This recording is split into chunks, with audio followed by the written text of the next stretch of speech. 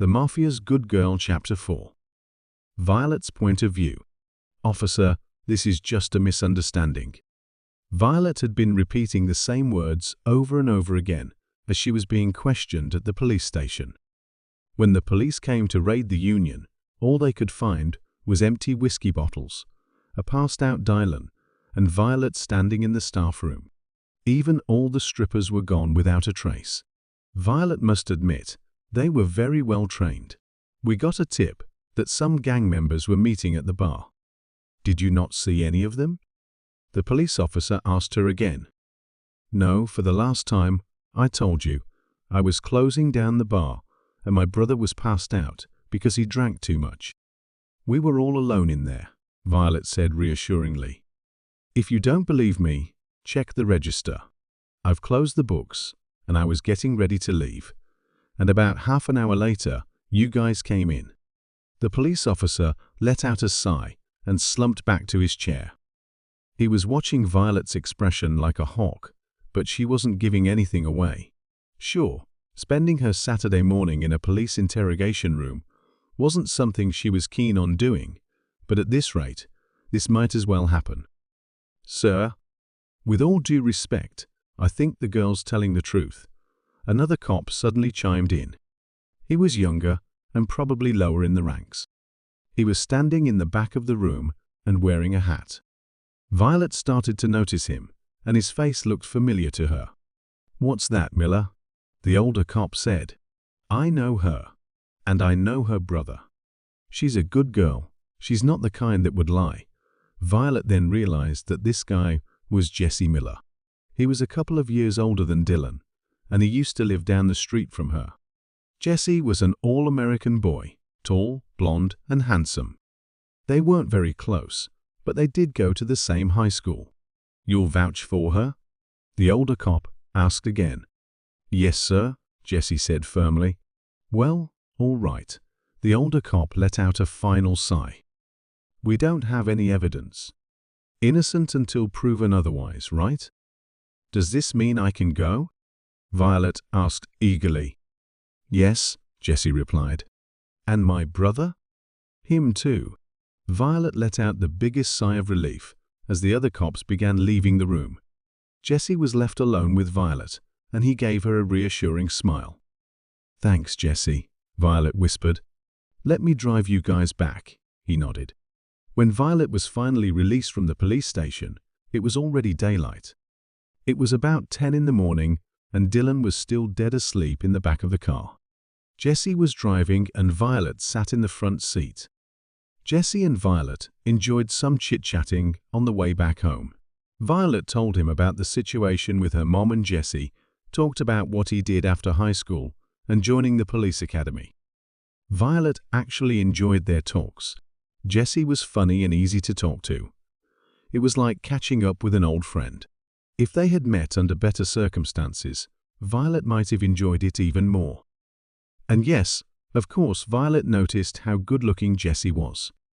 He was well-built, had gorgeous blue eyes, and a lovely smile. Sometimes she'd even catch him looking in her direction too, but Violet didn't want to get big-headed. She just assumed that he was trying to look at the side mirror.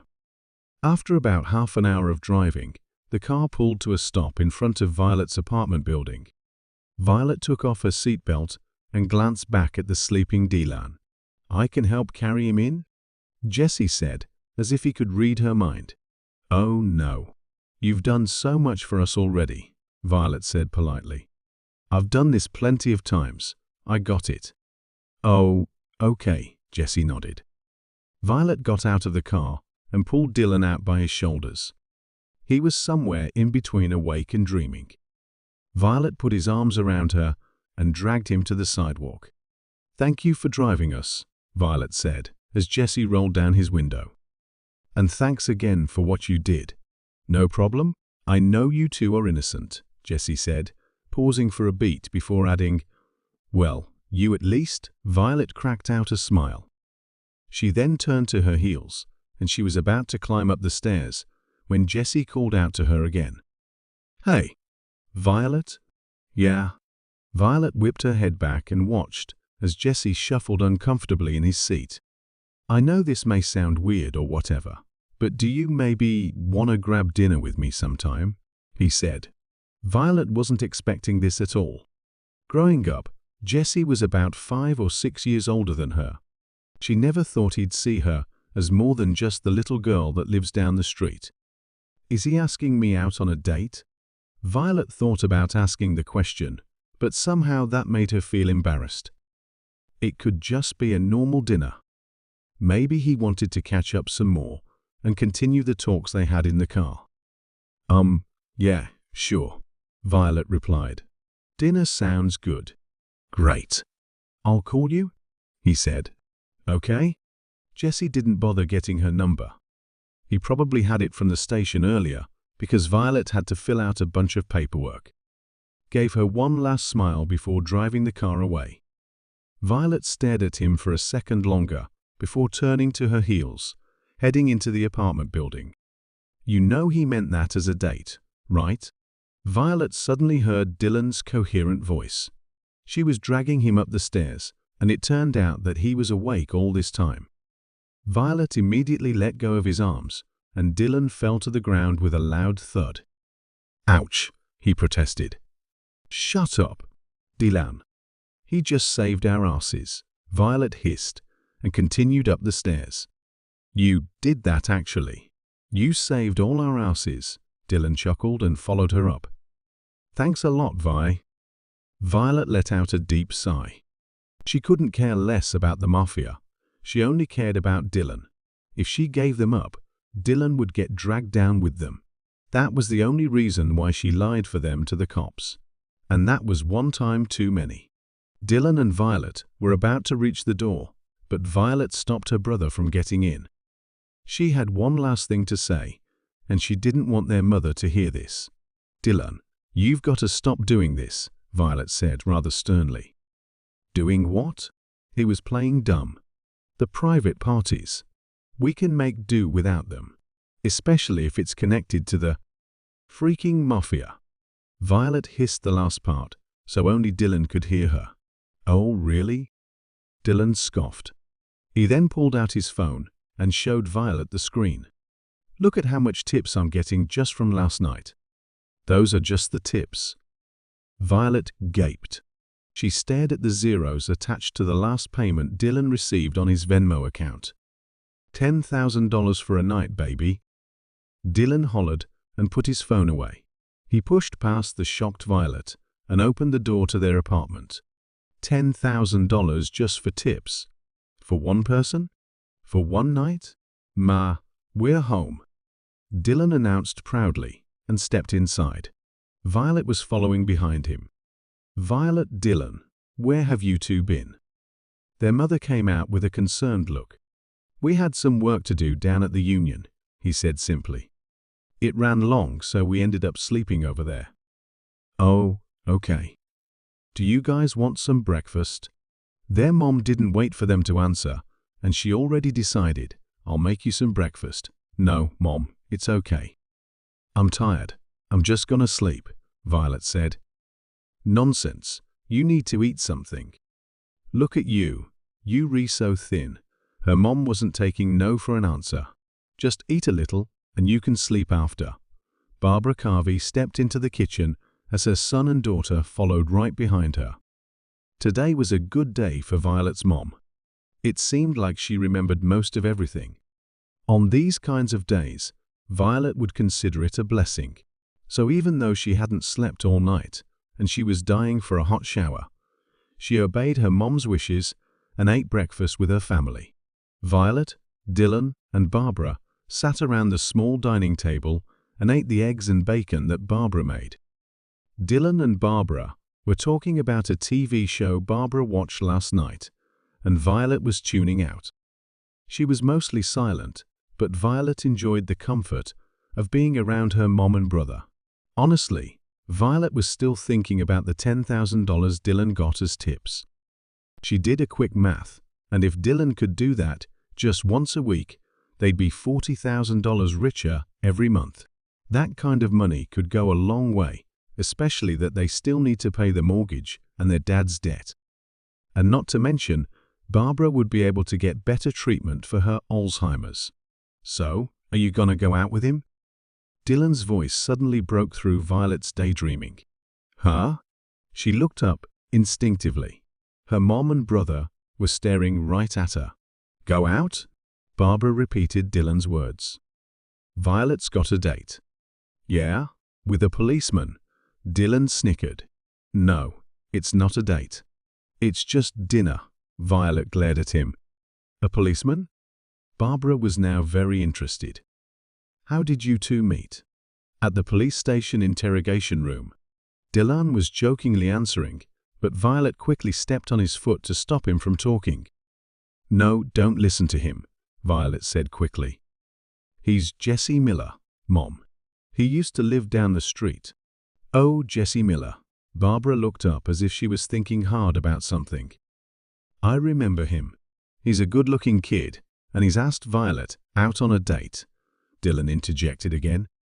It's just dinner. Violet rolled her eyes dramatically.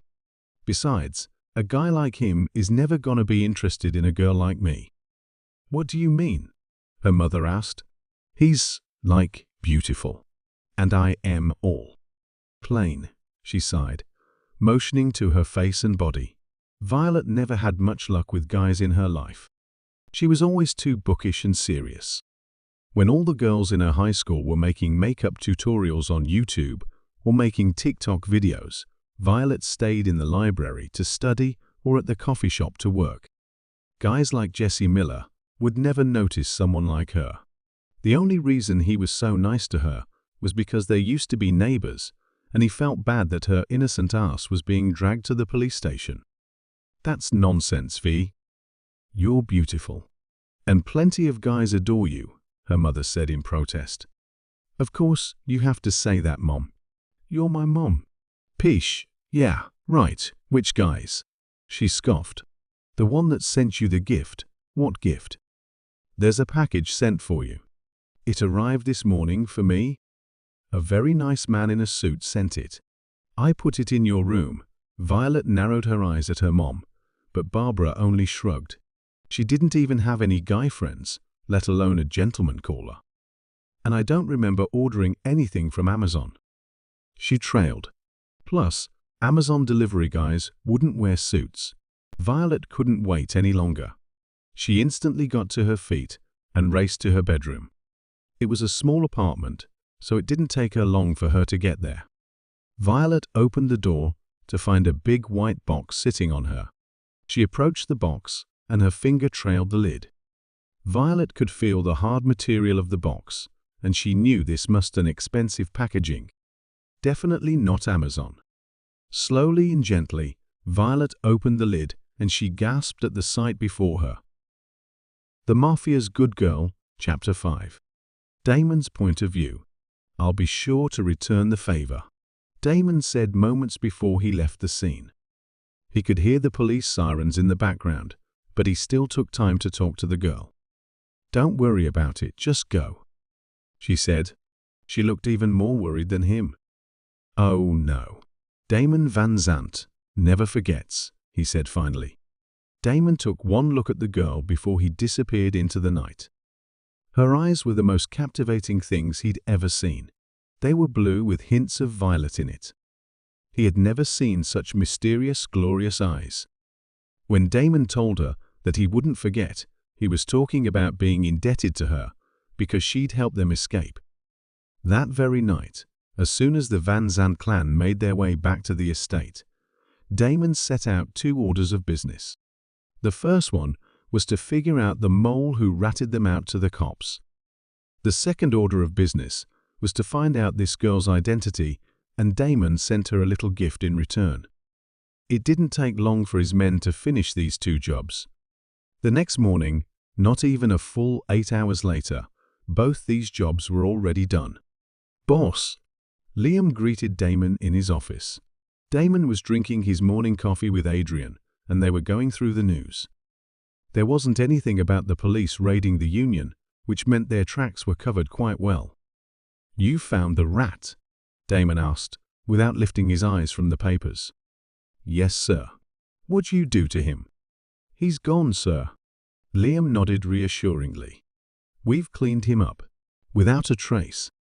Good, Damon said simply. Who was he working for? Adrian asked.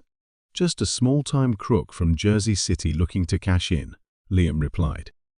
He's not linked to any other families. You sure about that? Damon asked. Yes, we've checked. Very thoroughly. And I thought you did that before we started the meeting? Damon shot a look at Liam, and he gulped instinctively. I'm very sorry, boss. That will never happen again. I'll double up the security, Liam said. Damn right, something like that can never happen again, Adrian scoffed. If not for that waitress, we almost got busted by the cops. You know how embarrassing that would have been? Yes, I completely understand. Liam could only put his head down, knowing full well he'd done messed up. This is fucking amateur shit, Damon muttered. I'm starting to wonder if you can even do your job, Liam. This will never happen again, I promise you, boss. Liam's eyes shot back up instantly. On my life, I promise. Damon only needed one look into Liam's eyes, and he knew Liam wasn't kidding. He'd die before letting anything like this happen again. All right, you may go, Damon said. Liam nodded his head and turned around. But before he could reach the door, Damon called out again. Did you do the second thing I asked you to do? Liam quickly turned back around. Yes. We've sent her the money, flowers, and the message. Just like you asked, boss. Good, Damon said. Go on then. Liam exited the room, and Damon was left with his trusted consigliere. Damon went back to reading the papers, but he could feel Adrian's gaze piercing into his space. You got her flowers? Adrian asked. Never would V taken you for a romantic. She saved our asses. I thought I'd be a little decent. Damon let out a laugh and closed the newspaper. Decent? Huh? Adrian scoffed mockingly. Yeah, that's you. Damon wasn't even offended by that jab. Judging from the way he was treating the girls around him, he was never known as the decent type. Heck, he never even called these girls by their names. He just assigned numbers to them, and he changed girls like he changed his ties. I got some time before my next meeting. Send my number 1 and number 2 in, will you? Damon said to Adrian, exactly proving his point. It's not even the afternoon yet, and you already have an appetite, Adrian joked as he headed for the door. Damon only gave him a bored stare. They'll be right in here, boss. Damon's week and his business continued to thrive without a hitch. The little incident in the union didn't even make it to the papers, so their reputation was still gold. Damon went on with his days like he normally would. He'd take care of business. He'd plan for expansion. And he'd enjoy leisure time with his carefully selected group of female companions. But ever since that incident, Damon found it difficult to go on with his life like normal. The days were fine, but the nights were strange. He found himself dreaming about her and her eyes, and he'd wake up feeling restless and agitated. The dreams always started out the same. He was walking down the long hallway, and Violet was walking in his direction. He felt the urge to talk to her, so he put his hand up and blocked her way. So, what's a girl like you doing in a place like this? A girl like me? She asked. Beautiful, smart, and clearly inexperienced. She narrowed her eyes and gave him a look like she was offended. For your information, I'm well qualified for this job, she stated matter-of-factly. I've been working here since. I wasn't talking about the job. Damon cut her off. What are you talking about then? I've seen the way you look at me, and you look away. His eyes darted to her lips and back to her eyes. Why? You can't handle a little heat. She let out a little gasp, unsure of what to say. Damon only smiled and leaned closer. Both his hands were up on the walls, trapping the little girl in her place. She looked up at him, and Damon could see the fear in her eyes. She was squirming, and it made Damon's blood boil.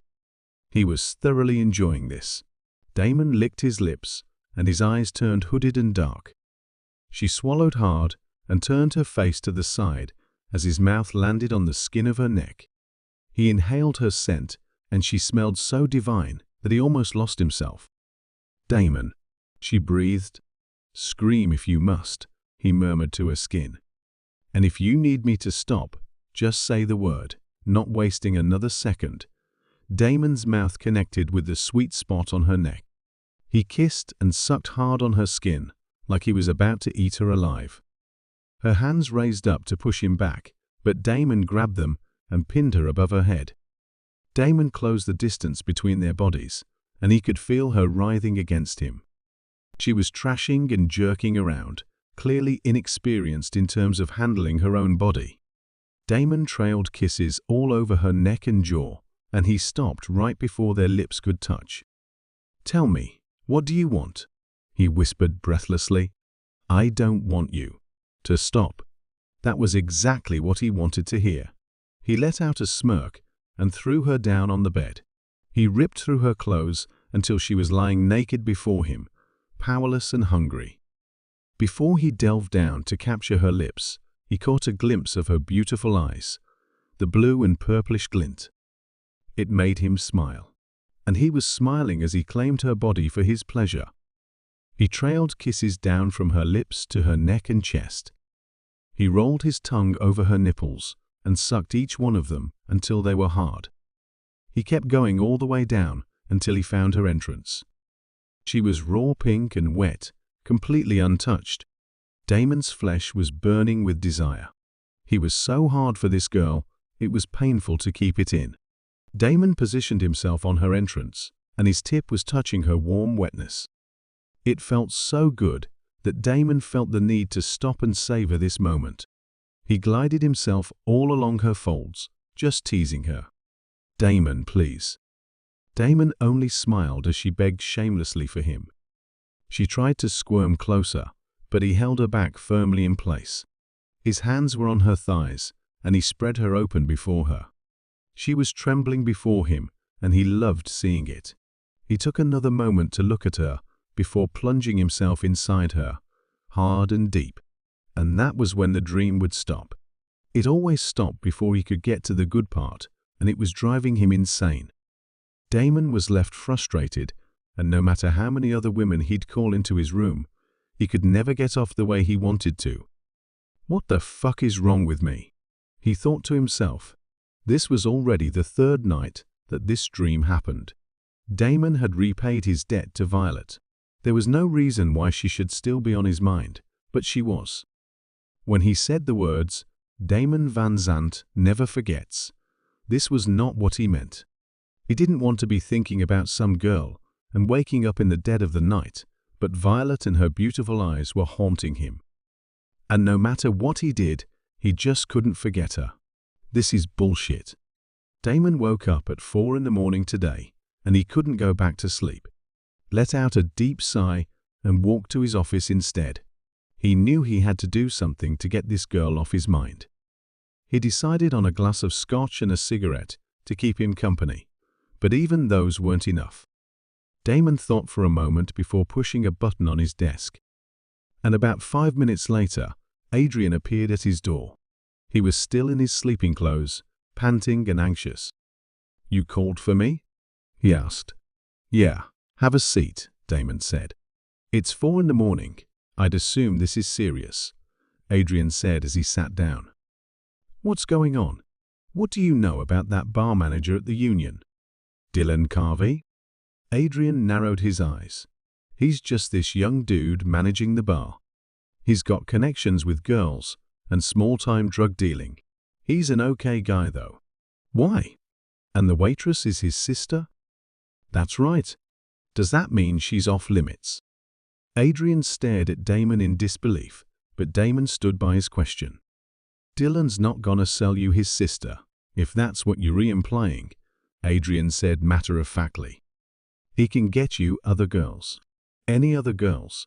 He's known for that type of shit. He's a pimp with a moral code. That what you're saying?" Damon scoffed. "Damon, why are you asking me questions about some bar manager? What is it that you want?" Adrian was looking irritated now. "I want you to set up a meeting with him." I want to talk to this guy. A meeting? What for? Oh, I don't know. Pleasantries? It's never a bad thing to make friends and allies, don't you think? Adrian rolled his eyes dramatically and shook his head. Damon, I know you. You're not the type of guy who'd just do anything without a reason. What are you planning to do? The Mafia's Good Girl, Chapter 6. Violet's Point of View. So what's a girl like you doing in a place like this? Damon said in that deep, husky voice. A girl like me? She asked back.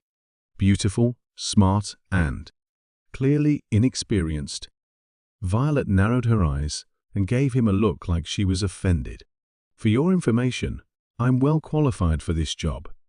I've been working here since. I wasn't talking about the job. Damon cut her off. His deep brown eyes pierced into hers. What are you talking about then? I've seen the way you look at me, and you look away. His eyes darted to her lips and back to her eyes. Why? You can't handle a little heat. She let out a little gasp, unsure of what to say. Damon only smiled and leaned closer. Both his hands were up on the walls, trapping her little body in place. She looked up at him, and Damon could see the fear displayed in her eyes. She was squirming, and it made Damon's blood boil. He was thoroughly enjoying this. Damon licked his lips, and his eyes turned hooded and dark. She swallowed hard and turned her face to the side, as his mouth landed on the skin of her neck. He inhaled her scent and let out an appreciative sigh. This made something inside Violet's stomach twist into knots, and she didn't know what that was. Damon. She breathed. Scream if you must, he murmured to her skin. And if you need me to stop, just say the word. Scream if I must. Not wasting another second, Damon's mouth connected with the sweet spot on her neck. He kissed and sucked hard on her skin, like he was about to eat her alive. Her hands raised up to push him back, but Damon grabbed them and pinned her above her head. Damon closed the distance between their bodies, and he could feel her writhing against him. She was trashing and jerking around. Clearly inexperienced in terms of handling her own body. Damon trailed kisses all over her neck and jaw, and he stopped right before their lips could touch. Tell me, what do you want? He whispered breathlessly. I don't want you to stop. Violet didn't know how these words could come out of her lips, but that was what happened. She never had a boyfriend or experienced anything like this with a guy before. This all felt foreign and new, and felt the need to experience more. Are you sure about that? Damon murmured to her lips. Yes. He let out another smirk, that devilishly sexy smirk, and then he closed the distance between their lips. Violet's breath hitched as their lips connected, and his lips were coaxing hers into submission. Finally, she closed her eyes and let the sensation take over.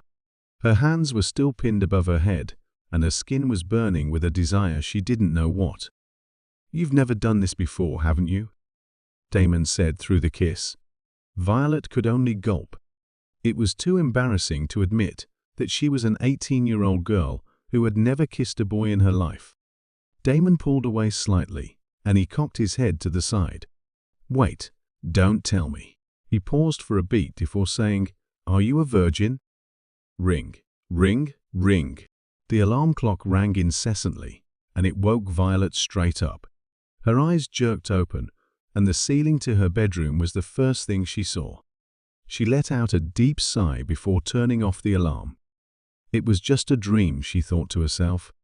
Getting off from the bed, Violet grabbed her clothes, and she was about to head to the bathroom when she noticed the big white box sitting on her desk. A week had passed since it was delivered to her house, and the purple roses that were in it were getting dry, but they were still too pretty to be thrown out. Violet stared at the roses for a second more before she shook her head and went to the bathroom. Today was a day like any other day for Violet. She woke up at 5 in the morning, took a shower, had breakfast, and went to her shift at the coffee shop. Her dream last night was something out of the ordinary, but apart from that, her day started out normal and great. The coffee shop was always packed with people in the morning, but by the time the afternoon rolled around, the business was winding down. Violet had finished all her side duties, and there weren't any customers in sight, so Violet started looking at her phone. Something intriguing caught her attention as there was a text notification from Jessie.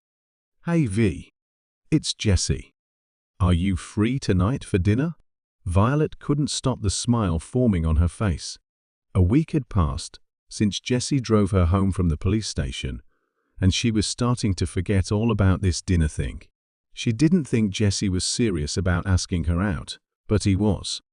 Violet thought for a moment as her fingers hovered over the keypad, thinking of something clever to say back. "Excuse me, can I get a cappuccino to go, please?" In the midst of her daydreaming, she didn't realize that a customer was waiting in front of her. Violet quickly put her phone away and looked up. There was a man dressed in a sleek black suit staring straight at her. "One cappuccino coming right up," she said as she worked the register with speed. Violet was suddenly feeling nervous as she worked the coffee machine. She had never seen this man before, and seeing guys in suits in downtown New Jersey wasn't something new, but ever since her encounter with the Van Zandt clan, she could never look at guys in suits the same way again. "Here's your cappuccino. Thank you for waiting." Violet smiled and handed the stranger his drink. "Thanks. Keep the change." He put down a $5 bill and walked out with his drink. Violet let out a sigh and pulled the money from the counter. Then she thought of her phone again and Jessie's offer for dinner. Violet was still thinking of what to say when suddenly her phone started ringing. "Is that Jessie?" Violet quickly pulled her phone out and her face turned to a frown when she saw Dylan's name on the screen. She thought about hitting the reject button, but since the coffee shop was empty anyway, she decided to take the call. "Dylan, I'm working." "What is it?" Mom fell." Dylan's voice was somewhat shaking. "What?" "She's in St. Jude's right now. Can you come over?" Violet thought for a moment that this might be a joke, but even Dylan wouldn't pull something like this on her. "Please, V," he said again. "I don't know what to do." Violet didn't even think twice before pulling off her apron and marching to the manager's office. "I'll be right there," she said. "What the hell happened?" Violet demanded, as soon as she spotted Dylan sitting in the waiting room of the hospital. "I don't know. We were at home. I was in the living room and she's in the bathroom. And she just fell." Dylan looked confused, tired, and scared. Violet let out a sigh. "And what did doctors say?" "They're still running some tests, but she broke some bones and she'll need surgery." "Surgery?" "Yeah, and since Mom couldn't get on Medicaid with the Alzheimer's, we might have to pay full price for it." "Well, don't worry about money. I have some," Violet said, referring to the $30,000 in cash she received last week. She hadn't touched any of it, and it was just sitting in the bank. "I can go to the ATM right now and give it to you." Dylan sighed and shook his head. "We're gonna need a lot more than that, V. Not to mention the medication, doctor checkups, and Mom might need physical therapy." Dylan put a hand over his head and started raking his hair in frustration. Violet let out a deep breath and took a seat next to him. She put a hand on his shoulder and squeezed it gently. "Hey, we'll figure it out, I promise," she said reassuringly, though she herself didn't know how they could pull through this. "When can we see her?" "As soon as she's out of surgery. The nurse says it'll probably take another hour." Violet nodded and sat back on the chair. Dylan turned his head to the side, and Violet noticed his eyes were getting glassy. "Hey, it's gonna be okay," she said. But Dylan only stayed quiet, staring out the window. Violet threw her gaze at the hospital walls, and her mind started to wander. Depending on the severity, this surgery could cost them $20,000 to $30,000 at least. Add the medication, physical therapy, and other expenses. It might come down to $100,000 in total. Their family could barely afford a normal life, let alone this. We're gonna need a miracle to get through this one, she thought to herself. And suddenly, as if her prayers were being answered, a man dressed in a sleek black suit stepped up in front of her. He was a young man, probably in his early 20s, and his long brunette hair was neatly tied back. Violet saw his face, and he looked somewhat familiar. The man also smiled at her, but his gaze was mostly focused on Dylan. "Dylan Carvey?" he asked. Dylan turned his head instinctively and narrowed his eyes. "Who are you?" he asked back. "We've met briefly at the Union a week ago." The man stretched out his hand to Dylan. "I'm Adrian Luciano, the consigliere to Mr. Van Zandt." Dylan didn't think twice before shaking the man's hand, and he quickly got up to his feet. Violet's eyes shot up, and she swallowed hard at the mention of that name. She and Dylan exchanged a worried look. "Okay, so why are you looking for me?" Dylan asked him, sounding polite but cautious. "I'm sorry to bother you at such an imposing time, but Mr. Van Zandt has required a meeting with you." "With me?" "Yes." "What about?" "Just pleasantries," he said, as if the word held a different meaning. "You'll know more once you've arrived at the estate." "The estate?" Violet and Dylan exchanged another look. The Mafia's boss consigliere had tracked Dylan down all the way to the hospital to call him out for a meeting at their estate. This must not be a normal meeting, and even though they didn't know what it was about, this could only mean one thing for them. This means trouble.